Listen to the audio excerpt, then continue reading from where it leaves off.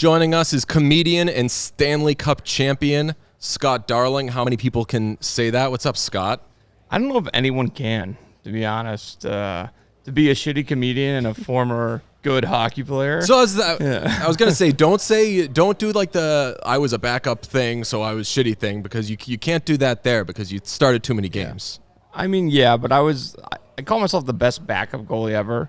Like, I just went over to Marian Hossa's game in Slovakia, his retirement game, and he called me. He's like, we're going to bring 3 goalies over. I was like, that's fine, dude. I was like, you know I'm great at sitting on the bench. So I got to go over to Slovakia and sit on the bench. I didn't even play in the game. I was like, that's where I thrive. That's like the most ideal goaltender, though, especially like backup goaltender. A good goalie who is also funny and a comedian. Like, that is ideal because you're on the bench, you got jokes, but when you go in, you can play.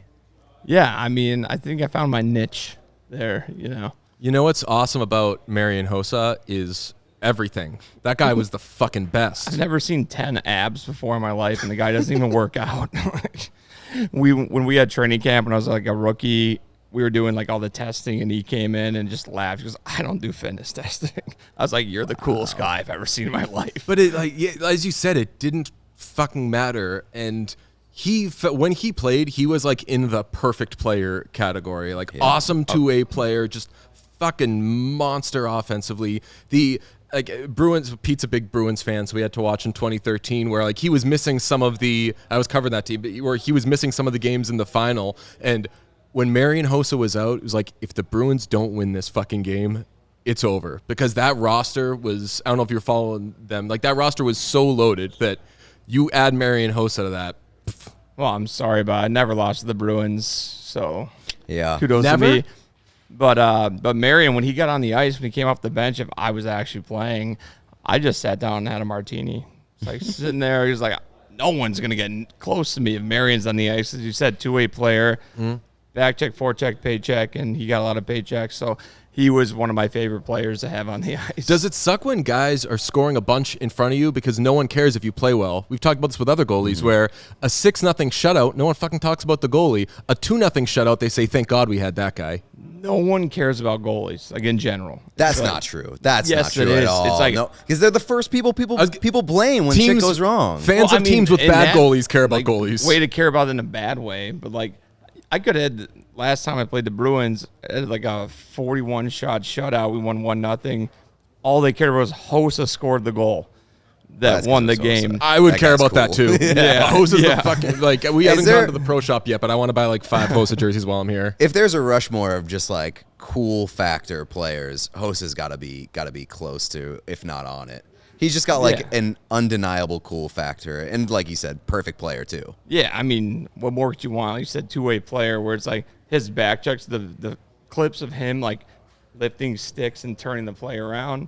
It's like for 20 years he did that, and it was like I felt safe when he was on the ice, you know. Who else was like on the this fucking guy list there with like, and like Sid doesn't count because he's Sid. So when you talk about like guys who can do it all, like obviously McDavid can do everything better than Sid can, but like then from that you still have this like realm of perfect guys. Was it him, Datsuk, Bergeron? Datsuk, I mean, Lidstrom, even though he was a D-man, he kind of like stepped up into play sometimes. But you see guys like, you evolved through your career. Like even Kane, when he started, he like early on, he never like crossed the red line. He was just cherry picking out there waiting.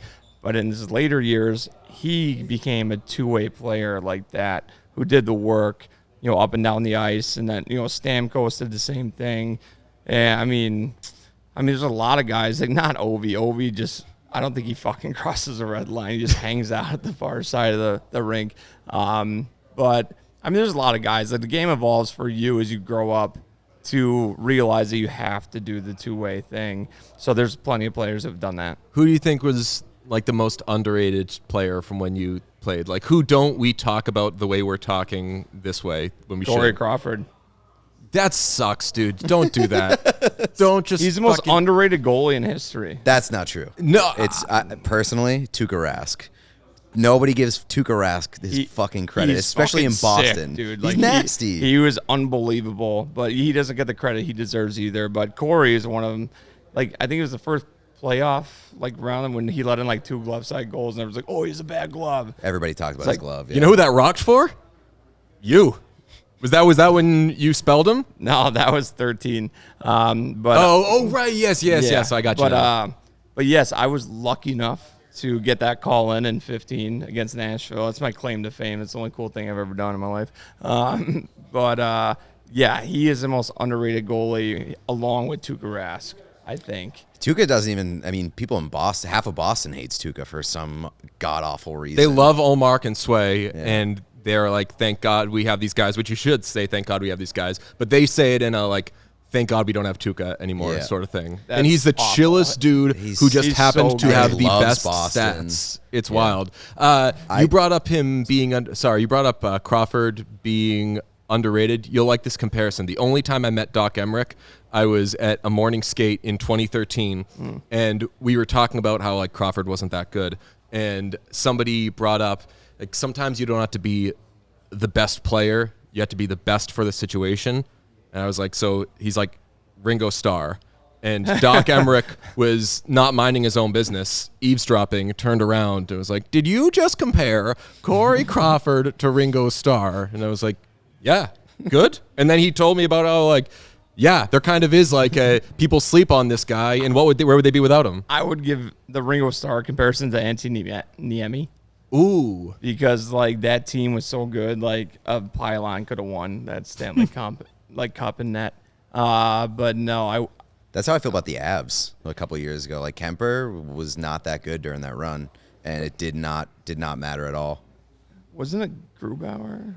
No, Kemper. Oh, Darcy won. Yeah, You're right. Darcy won, yeah. No, he's a great goalie. Like, he's so, I'm sorry, I'm a goalie nerd. So he's so structured, and like the way he moves, everything's like calculated. And I like goalies like that because I was never like that.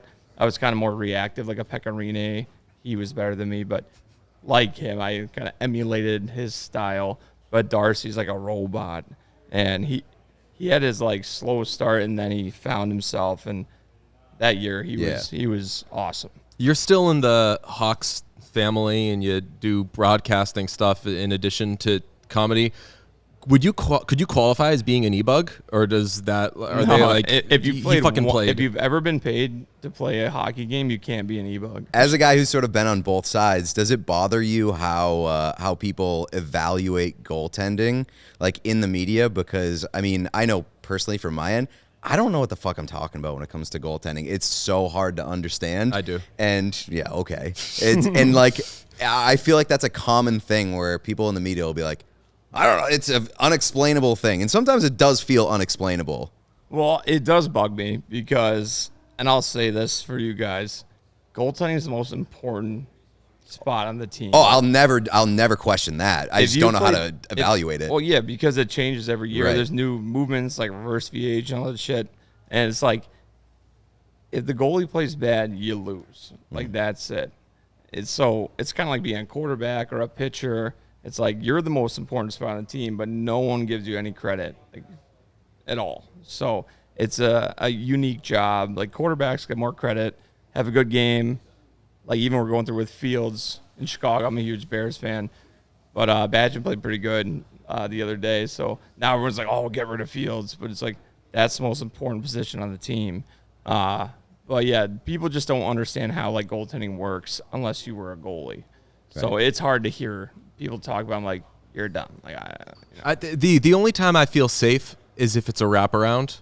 And because any goalie is furious when they allow a wraparound goal. Right. And that's where, like, they're going to admit they chunked it. So now we could, I mean, I'm a Tuukka Rask guy, so I'm like the king of don't be fucking mean to the goalie because people were way too mean to him. But like wraparounds, generally you're okay to criticize, right? Breakaway or shorthanded, you're an asshole. But wraparounds, so when I was playing, I told my defenseman, I said, if it looks like it's going to be a wraparound, I'm on one side of the net, your job is to get the other side. So, like, Duncan Keith was a pro at it. Like, he would just get to the other side of the net and put his stick next to the post so they couldn't wrap around on me. And so, like, if they didn't do that, it's on them. Because as a goalie, you're sliding over, and it's hard to get to the other side of the net in that quick of time. And so, but I just was open, transparent with my defenseman. that, like, if you see me and you see the guy going around that, your job is to go to the other post and, like, stop that play from happening. So, How do you feel about shootouts? love them. Do you? Yeah. Were you good at them? Hell yeah. How do you feel Fuck yeah, about brother. I'm very curious how goalies feel about this, but like, how do you feel about the Evgeny Kuznetsov type shootouts? I assume, do you know what I'm talking about? Yeah. He takes 45 4 seconds hours. to get to the fucking net. Yeah, your legs are quivering and you're just waiting to, because goalies can't make the first move. It seems You need to extremely wait for unfair. yeah, you need to wait for the players. Panarin had the best one ever, his move that he does. But shootouts, like, because I'm 6'6", but I have the legs of someone who's 7'6". Like, Same. I have no torso. I'm like, it's right here. So you can't get around me. So I never told anyone this, but like, if you shoot, just shoot like at the hash marks, you'll probably score. But if you try and deke, I just do the splits. Like, no way you're getting around me. I think my first shootout, Jaromir Jagr shot on me, and he tried to go 5-hole, and I saved it. And I was like, oh my God, I'm in the That's sick. NHL. I mean, not only are you in the NHL, you stop Jaromir Jagr. Exactly. That rocks. Yeah, that he was, where was he age-wise? He must I have think been he was like 47. He was playing for the Devils. Devils Yager. And maybe 45. It was my first season. It was 2014, maybe a little bit younger, but yeah, I came down. I was like, oh my God, Jaromir Jagr. And then he tried to go 5-0 and just did a 1-knee down. So it was like, That's amazing. but yeah, I think I never lost a shootout with the Hawks. I think I only lost one in my career. It was when I was in Carolina. But yeah, the shootouts, like, I like, but 3-on-3, fuck that. Really? That's the worst. You're shit. set up to fail. Yeah. I mean, you're just kind of set up to fail in a shootout too. I guess you get a little bit more credit when you make a big stop in a shootout versus probably yeah, not but 3-on-3. 3-on-3, it's east-west, it's not Yeah. north-south. You know, like when I went and played in Europe and Austria when I was about to retire, I was like getting bored watching these people pass because it's like a wider ice and like they just pass. And I'm just sitting there. I literally started yelling, just fucking shoot it.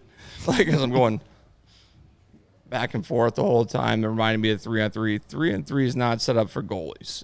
It's great for the players. Like Bedard is like fucking amazing at 3-on-3. He was built for it. He's insane. Yeah. Your stop against Jaromir Jagr, like with big like fuck him in the NHL. This is amazing. What was your first like fuck him in the NHL? These guys are nasty. This sucks moment. Oh, let me think. Stamkos was playing the Lightning. And before the game, Corey Crawford told me, he's like, hey, watch out. Stammer likes to shoot from the hash marks on the left side outside the circle. He's like, and he'll shoot it from there. No one shoots from there. I was like, Corey, I got it. Like, don't worry about it. And then second period, Stammer shoots it, and it right over my shoulder. It's like my 8th game in the NHL. And I was like, fuck, I should have listened to Corey because he literally shot it from like the worst place you can shoot from. He just sniped it bar down on me over my right shoulder. I was like, God, I should have listened to Corey. If people don't know, your road to the NHL is incredible. You got an insane story. American kid, drafted to the NHL, go to college at Maine. After 2 seasons, drop from the team, go pro. In your Players Tribune thing you wrote, that was a pretty humbling experience, and you really had to kind of start from scratch, work your way up from an independent league in Louisiana to then get to the NHL after all that. Just what was that journey? Yeah, it was, when you get drafted, I was 17 when I got drafted, so you think the world's in your hand, right? And then I committed to University of Maine, and I went to college, and at the time was the best college hockey school in the country. With the history of the goalies that have been there, like Ben Bishop, Jimmy Howard, everyone before me. And I went there and I tried to be a hockey player and a college kid. And so I've admitted this, like I fucked up. I was like hungover sometimes for like practice or workouts. Because when you're a college hockey player, it's like workouts at 6 a.m., practice at 10, class, then another practice, then like study hall, all that stuff. You only had like 6 hours a day to like sleep, and I used those 6 hours to be a fucking college kid. Like, I admit that was a bad decision. But when after my sophomore year, I didn't get kicked out of school. I got the hockey team. They couldn't trust me to be their starting goalie. Now I understand that now as like a grown up, but so I left school and I signed, but I knew I needed to fix what was going on.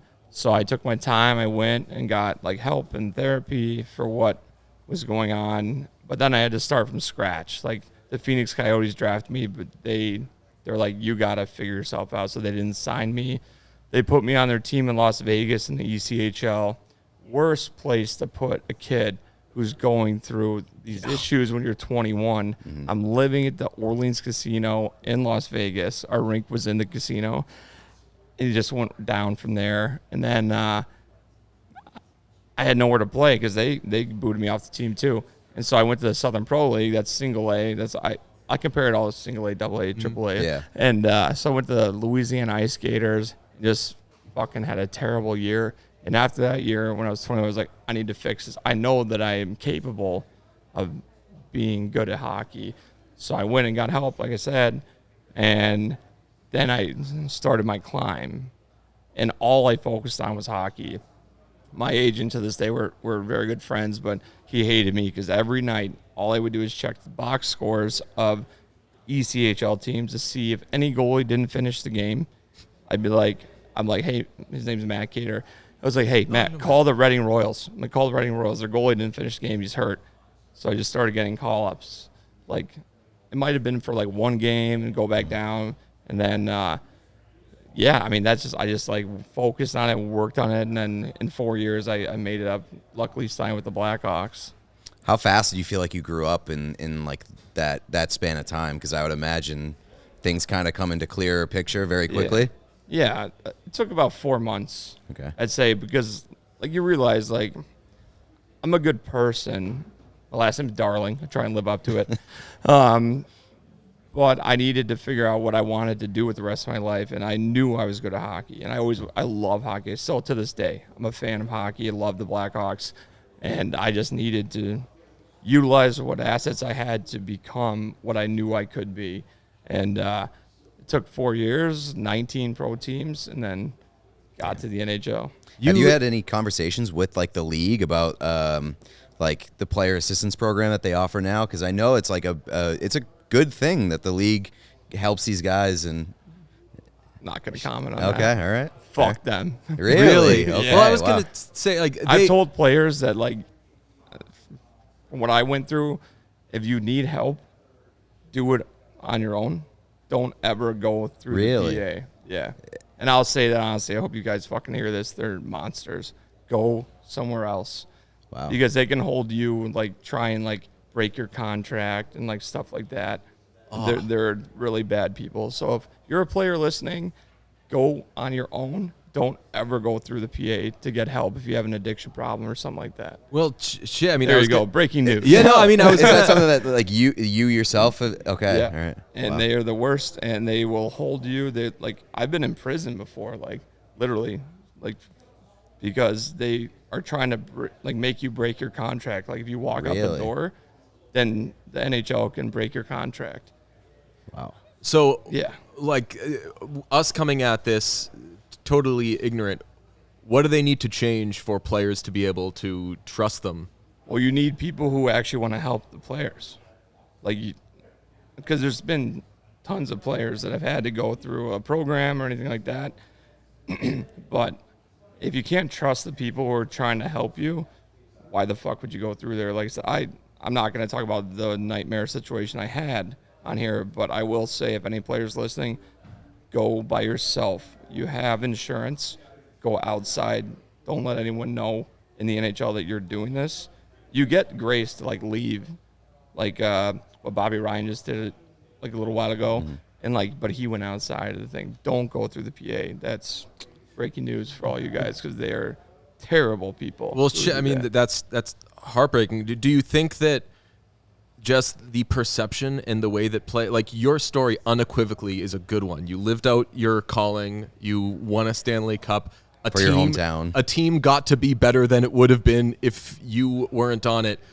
I'm 34. I think you're 34. I can remember times in my life where that story is more one about somebody who gets ostracized and, like, look what they did versus, like, look what they got through. Do you think that it's at least socially getting better? I'm not sure. I mean, I cut ties with that. I said I had a situation like 5 years ago, and all I can say is do not go through the PA if you want. If you have a problem, an emotional or addiction problem, do not use the PA. But from like a society standpoint, do you think that like addiction is being treated with a little bit more gentleness? I think it is. Like, in this world that we're living, everyone has, anxiety, depression, something going on. So there's more grace for it now because everyone knows everyone's like going through, I hardly know you guys, but like I have depression, anxiety. I'm a very depressed man. You can tell. Exactly. Yeah. A ball so of anxiety. but everyone knows that everyone has shit. Yeah. Back in the day, it'd be like, oh, you have anxiety? It's like, what's wrong with you? It's like, but now everyone fucking has. I think it's due to social media, in my opinion. But I think it's like there's no, what's the word? There's no like Stigma on it because everyone has, and everyone knows everyone has something going on. Well, fuck yeah. I'll do the TV broadcaster thing and say like it's very good that your story is out there because like people do hear that shit, and a lot of times, especially for people who are maybe your age, like I don't know if you knew as it was happening what was happening, right? Like did you know like I'm out of control, I'm doing too many things at once, I'm not prioritizing the right stuff or whatever, or were you just like fuck, like everything is overwhelming? No, at the time I was like blocking that out of my head. I was like, I'm a rock star. I'm at the biggest college. Like being the goalie for Maine at the time was like being the quarterback for USC. It's like, but as I grew up, but I'll never forget my dad when I was like 18. He was living in Minnesota, and my girlfriend and I, we went and stayed at like on his like lake house, and he told me one day you're gonna have to deal with this, and I was like, what? Because my dad had problems with addiction too, And then once I got through what I was doing, I thought about it, and I was like, it's crazy to think you need that fix in your life, like that, something to shut your brain off so you can't deal with what I have traumatized like childhood and stuff. So like I was drinking to not think about what I went through when I was a kid. But when you get older, you realize like the whole scope of it. Or it's not like I'm not embarrassed anymore. That's why I can talk about it. Like I'm okay with it. I know what happened. And I think nowadays people are more comfortable talking about that stuff. Like to your point, like where it's like no one's embarrassing, where it's like, I have like sexual trauma and like all this stuff. But now I'm not embarrassed to talk about it because the way the world is now, everyone is like on the same page. The goal for any situation is for people to be better, right? And to be doing better and feeling better. Absolutely. If we're interacting and I'm not doing so hot, like it's a better interaction if I'm a little more level or whatever. I call it team transparency. Just be honest, and like you'll talk to somebody who maybe had the same thing, and like you guys just talk about it. Like I'm like a sounding board for all my friends because they know that like you can say anything to me, I won't judge you, and we'll talk about it. It's fine, no matter what. It's fine. And there was didn't like kill a kid, like it's fine. Right. Yeah. There was a time where like that got shoved in a corner. Exactly. Like, the interaction's not good. I didn't say anything until I was 30 years old. I had like an epiphany when I was 30, where I was like, I don't care anymore about the image of myself, and the first time I told my parents about like what happened to me when I was a kid, 30 years old, I was like, I'm a grown up, I'm happy with my life.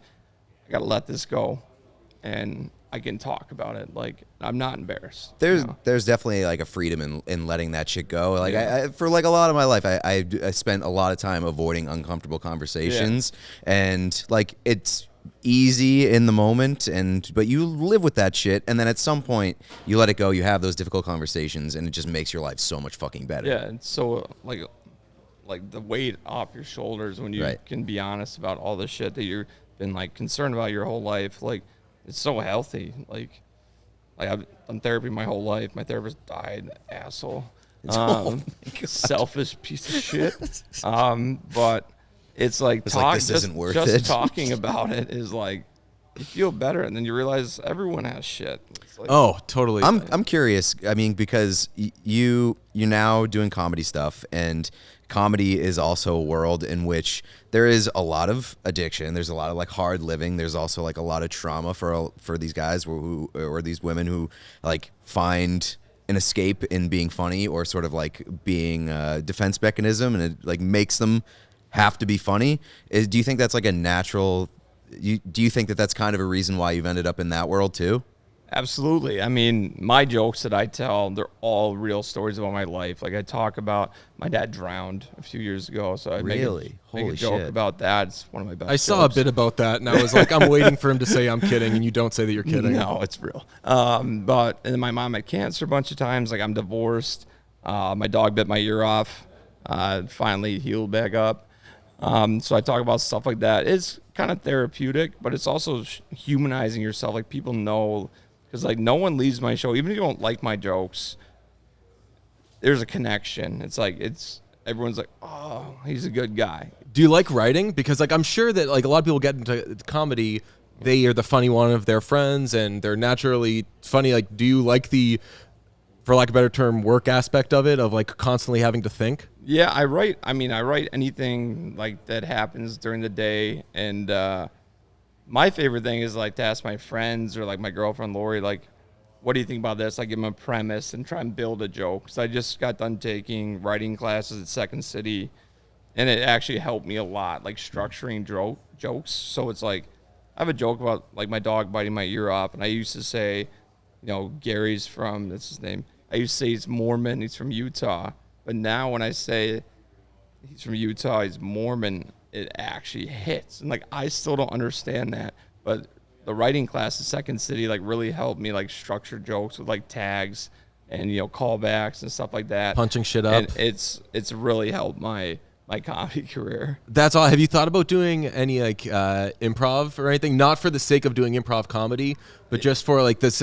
Like I think that everybody at some point in their life should either be an Uber driver or take improv classes, because it does just kind of force this shit out of you and makes you grow these muscles. I just finished acting 1 at Second City, and I'm starting acting 2 next week. But it helps, like when you're bombing on stage, it's like the acting aspect. You can act like you're not and like be happy in your like eyes and your body language while you know shit's going really bad on stage. So acting's been helping, but I think I'm better at improv because I can't memorize. I got a lot of shots to the head, so I can't memorize like a script, you know, but I can improvise on anything. I can riff on anything.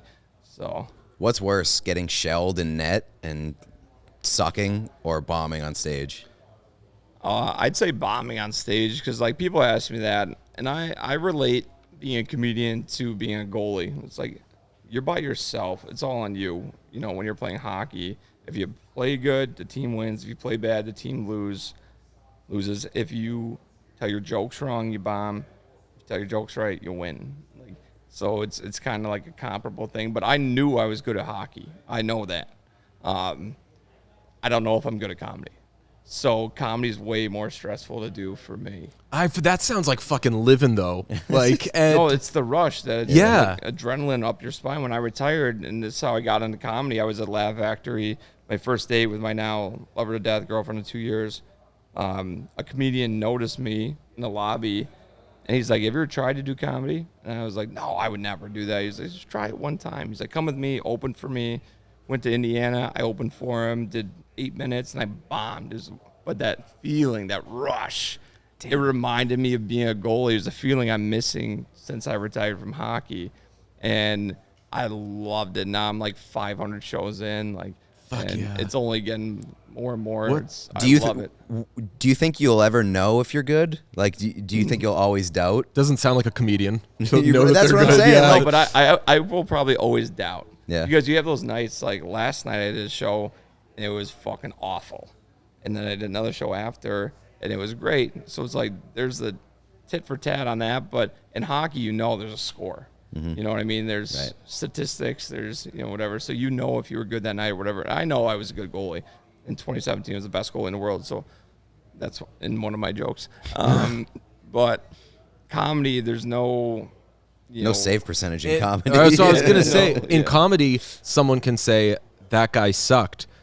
In hockey, someone can say, that goalie sucked. And then you get to say, well, you're just blaming the goalie because you don't know what the fuck you're talking about. But also the analytics. It's like, of course, like whatever. It's like, I know that I had, my first year I had a .934 save percentage with the Hawks. It's like, that's good. That's fucking really good. I know that. But in comedy, it's like, the crowds are so different. So I've had nights... I'm lucky. I've been able to do, like theater shows now. And one night, same exact jokes, bomb. Next night, same exact jokes, blew the ceiling off. So it's just like a weird dynamic, like dichotomy about that. What's it like? Comedy's just subjective too. Totally. Yeah, and like people will say like, hey, like maybe don't do this one in front of this crowd or whatever. Yeah. What's it feel like? And I feel like everybody has, even all you need is a Twitter account to know this feeling. What's it feel like when you know it was funny and it doesn't land? My favorite thing to say is like, I laugh, I go, fuck you guys, that was hilarious. Yes, exactly. That's literally what I say. Don't make it my problem that you guys don't fucking get it. And, well, you're like, because some of my jokes are like divisive, so it's like you need to pay attention the whole time to get some of them. And so I'm like, in my head, I'm like, they weren't paying attention to that joke that said like 2 jokes before. And so, but I'm lucky enough, I tour with Ian Bagg. He's one of the, I give him top 10 comic in the world, and I'm like his opener. And he told me, we were doing shows in Nashville not that long ago. And he goes, if you're bombing, just laugh. Like, just laugh. So that the crowd knows you're having fun, and so they're having fun too. And so instead of like, like closing down when like you don't hear your laugh or whatever, but I'll just start laughing and be like, fuck you guys, that was hilarious. There's nothing more uncomfortable than like a comic closing up on stage when things aren't going well. So that does make a lot of sense. Yeah, I did that early on, but now I'm getting pretty smooth. So like now I'll just laugh, but that's my go-to phrase if they don't get the joke. Like, fuck you guys. That's why Larry David why he stopped doing stand-up, because he would yell at the audience. That seems extremely Larry David. He would yell at the audience for them not getting stuff and be like, why the fuck did you come here? Like, you came for comedy. This last thing I said was really funny, and you fucking uptight idiots. Well, I earlier on, I would say it sucks to be the smartest person in the room. And then, like, that turns them off, So now I'm like, fuck you guys, that's hilarious. But yeah, that's my little new trick that I have now. Who else on the comedy scene do you, like, really look up to? You're like, that person is like the funniest person in the world. I mean, like Chris Stefano, Tom Segura, obviously, but Ian Bagg, honestly, he does all crowd work, which is so impressive. So when we go for a weekend, it's 5 shows, 1 Thursday, 2 Friday, 2 Saturday. And for me, I'm doing the same routine. Like, I'll maybe switch one joke, but for him, he only does crowd work. So every time I introduce him, I go sit, eat chicken wings, and it's a different show every time, depending on the reaction from the audience. Yeah. And he'll be up there he does 90 minutes, and like he's so impressive. He's definitely my favorite. He's a huge hockey fan. That's why he picked me. He's from British Columbia. So he heard I was doing comedy. Actually, Luke Gadzik, the way this all happened was Luke Gadzik and I were at a wedding in Newfoundland. And the next week, Luke had a fundraiser event in Toronto, and Ian was like they had like a comedy host, and Luke told Ian that I was doing comedy, and Ian called me to be his opener. That's how it all worked out. Like, it was like a very serendipitous situation, and Ian and I, he's the man. Like, we have 5 shows here the end of November at Zany's. That's the next time I'm doing it with him, but he's like the funniest guy I ever met in my life. And you wouldn't have it any other, I could just tell from like your energy, you probably couldn't retire and then just like chill. Like you've chosen. I'm a hustler, man. You've chosen a grinding profession after, in your last profession, you really had to like work your way up and prove yourself. So like, do you just chase that shit? No, I mean, I do, and it's fun because now I'm like a year and a half in, but the comedy world's very like heady. There's like I still go to open mics to practice new jokes and stuff like that. But the comic community hates me. They hate me because they know I got a jump start into it because I played in the NHL. And I go out and like, can I tell a joke on there? Yeah. Hell yeah. Ready? This is no jokes. Okay. Nothing. Yeah. So I'm kind of new to comedy. I've run into some roadblocks entering comedy because everyone knows like I got a cheat code, a jump start, and being a comedian because I played for the Blackhawks. And so all the comics hate me. And recently we had a comics softball game. Obviously I was the best player on the team. But we went to a bar afterwards, and some Blackhawks fans came up to me asking for photos, and I overheard a comedian say, like, fuck Scott Darling, fuck that guy, fuck him. Not the first time I've overheard a comedian say that behind my back because they're jealous of me. And I know that. But the thing they don't know is I'm jealous of them because they have nothing going on in their lives. Do you know how hard it is to keep a big house clean? Like, do you know how hard it is to go home to a loving relationship? And I just laugh. I was like, I can't even say this with a straight face. So like, my life's fucking sweet. That rocks. Do you know what premium gas costs these days? Do you know how hard it is to fill up my Rolls Royce? Like, fuck. Have you guys heard of capfriendly.com? Go back and look. I can't even be an e-bug at my favorite team's games. Do you know what that burden is? That's funny, but they wouldn't know what an e-bug is. Dorks. Nerds. Idiots. Well, Yeah. dude, you rock. You're in the family now. You got to come back on. We really appreciate you. You're hilarious, and we love your stories. But honestly, anytime. This is actually a lot of fun. This is a great setup. Are you podcasting? Yes. Is it? Are we allowed to say that you're podcasting? Yeah, it's gonna be called No Pucks Given. It's gonna come out soon. We're just, and then that. anyone in Chicago, if you want to come, it's Random Acts AX. It's a pun on ACTS. Random Acts Comedy. We got 11 shows around the city for any open mics, and then there's showcases too. But anyone in Chicago or any bookers listening, I'll fly anywhere. I love doing comedy. You're a legend, dude. Come play Boston. Yeah, we got great we have a studio that we could I did pack. Boston. It'll just be me and Pete. I But did Boston a few months ago. It was the worst. Really? Yeah. did they know who you were? No, I didn't. I was gonna say, I'd be like, I wasn't on that fucking team. Leave me alone. That makes me so sad. Boston has like such a reputation, at least like Well, years so and years only ago. the one time I did it, but Okay. the host like checked my like net worth during it and just like blew up my spot. Wow. I didn't say because when I'm out of Chicago, I don't talk about playing hockey. I just have like organic jokes about like my life.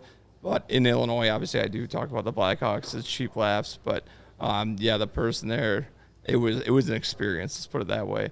But I'm trying to get a showcase out there because I want to go back in January. I'm working on the details of it. But if you guys know anyone in Boston Hell yeah. that We runs know shit, people. They just don't it's like all, us. Comedy is all word of mouth. That's all it is. It's like it's weird how this whole world. You're works. friends with friend of the show, John Feidelberg.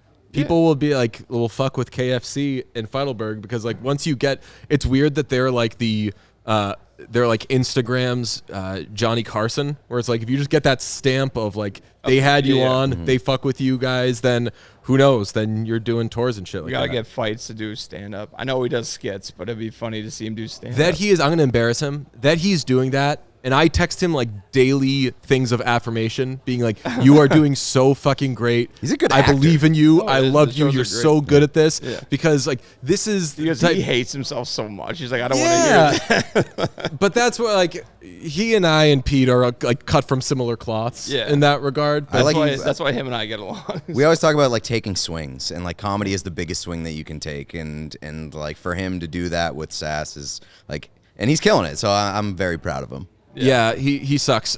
Scott Darling, you're the best. best. We're gonna have you on again. Hopefully, Hey, if you you'll guys, join us. fine. We'll do this again sometime. Oh yeah. Appreciate you, bud.